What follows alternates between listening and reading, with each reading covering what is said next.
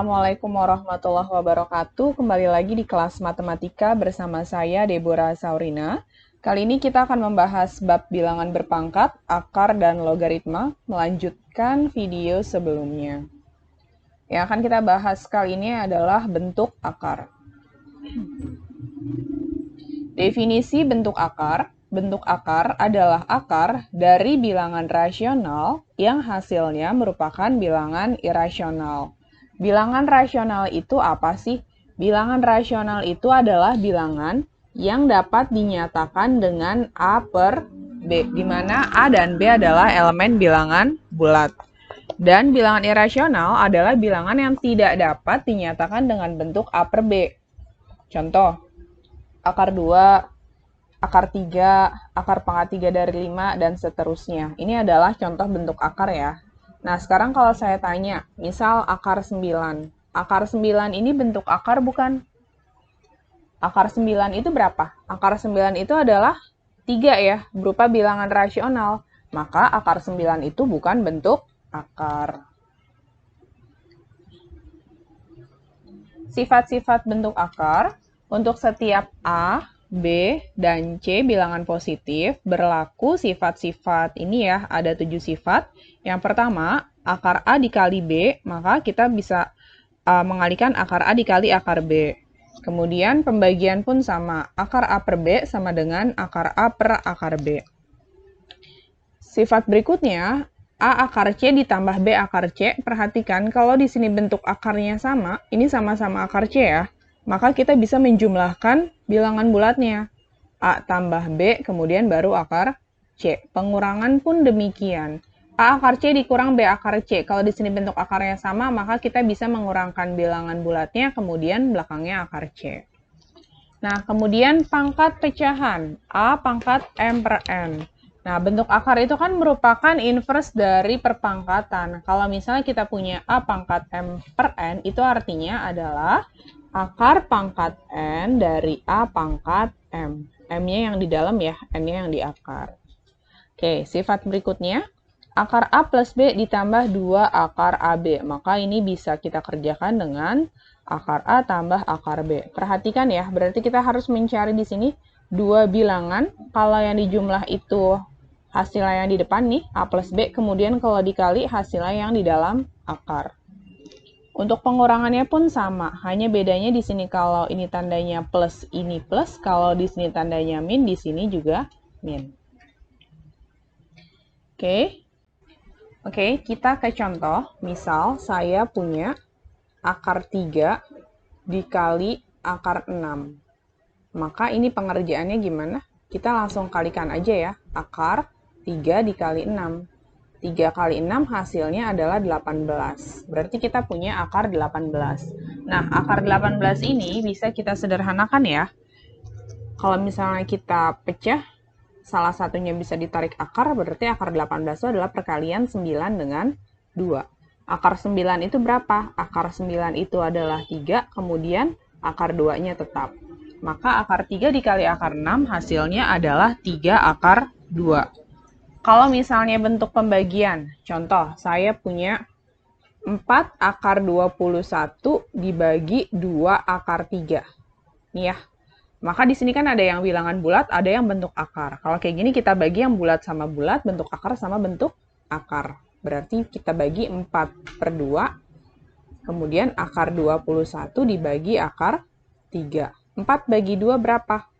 2. Akar 21 dibagi akar 3, langsung aja. 21 bagi 3-nya 7. Berarti kita punya 2 akar 7.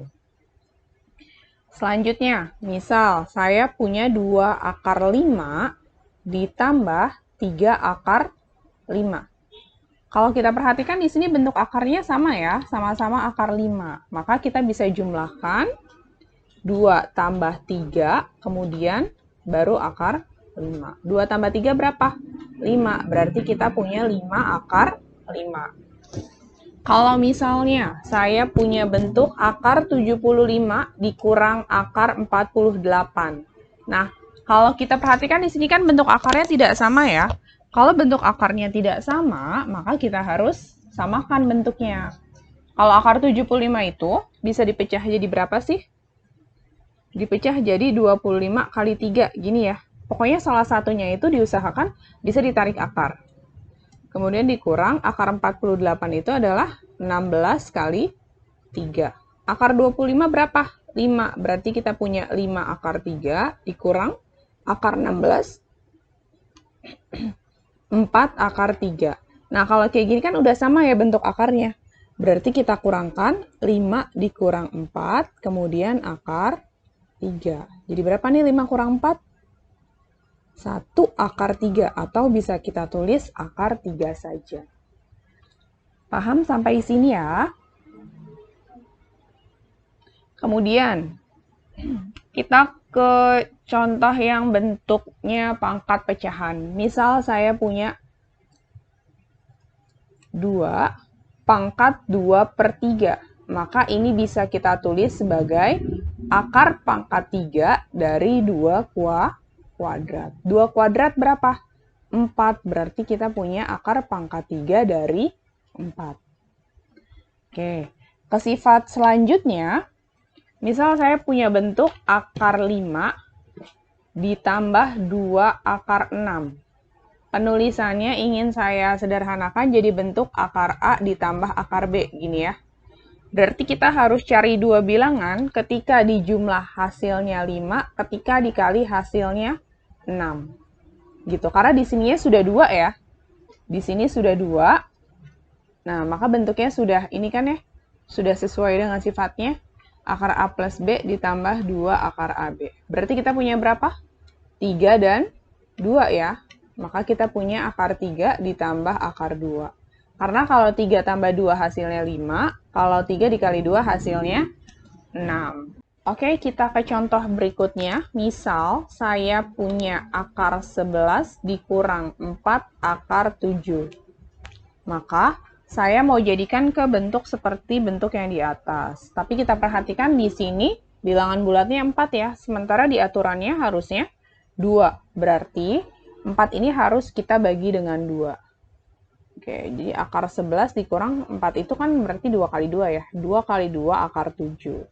Nah, ini 2-nya yang satu harus kita masukin ke dalam akar. Caranya gimana? Kalau dari bilangan bulat mau kita jadikan bentuk akar, maka tinggal kita kuadratkan aja. Jadinya akar 11 dikurang 2. 2 kuadrat berapa? 4. Kemudian 4 dikali 7, akar 28. Berarti kita cari dua bilangan jika dijumlah hasilnya 11, jika dikali hasilnya 28. Berapa? Akar 7 sama akar 4 ya. Akar 7 sama akar 4. Karena di sini tandanya pengurangan, maka di sini juga dikurang. Jadi hasilnya adalah akar 7 dikurang akar 4. Ingat ya, yang di depan itu yang lebih besar kalau pengurangan. Akar 4 bisa ditarik akar ya. Akar 4 adalah 2, maka ini hasilnya adalah akar 7 dikurang 2. Seperti itu.